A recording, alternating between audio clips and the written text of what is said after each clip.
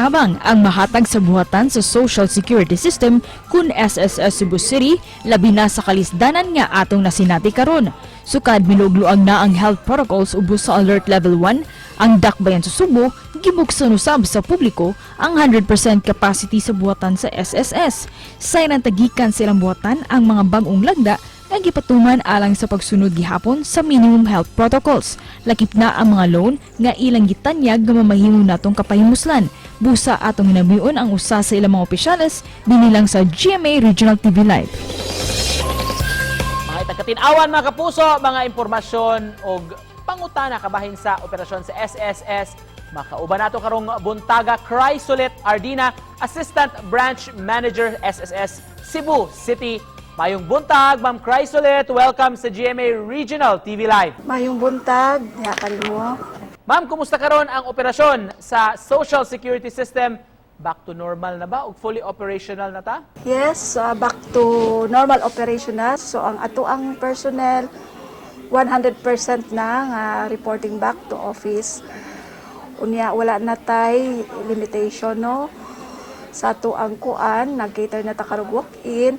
Unya ang ato ang business hours pod para nga ma-cater gid nato ang ato ang mga transacting members. Nag-start na kami karon o open sa 6 a.m. taman 6 p.m. Ma'am, sa mga serbisyo nga inyong gitanya karon sa mga miyembro? Ang atong mga services karon nga atong gi-offer nga naa diri sa opisina sama sa ato ang membership o mga general nga transaction, ang pag-update sa contact information, ang ato ang kanang pwede pud ta mag-cater, although pwede sa online ang kanang mga request for correction, mga simple correction sa ilahang data o mga complex na correction.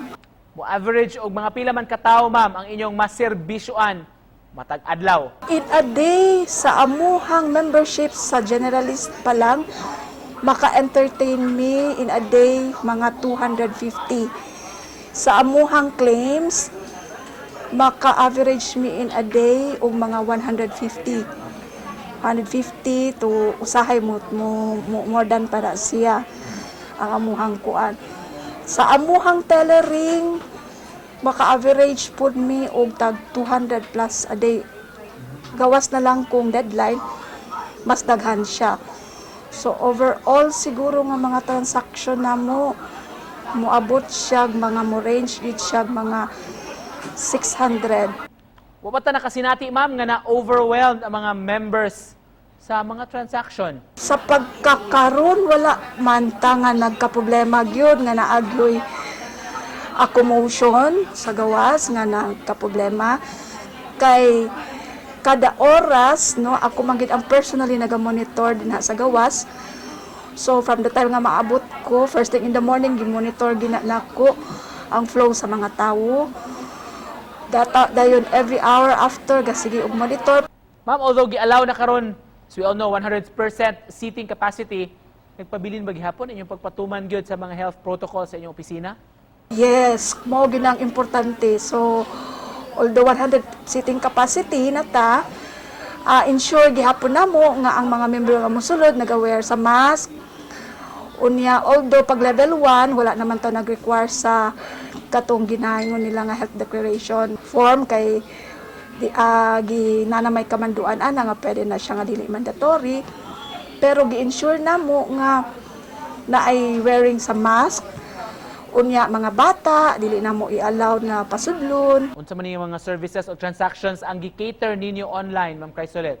Ang sa online sa member kanang online na ang membro pwede siya dito mag-update sa mga simple correction sa iyahang membership. Pwede siya maka-generate og PRN.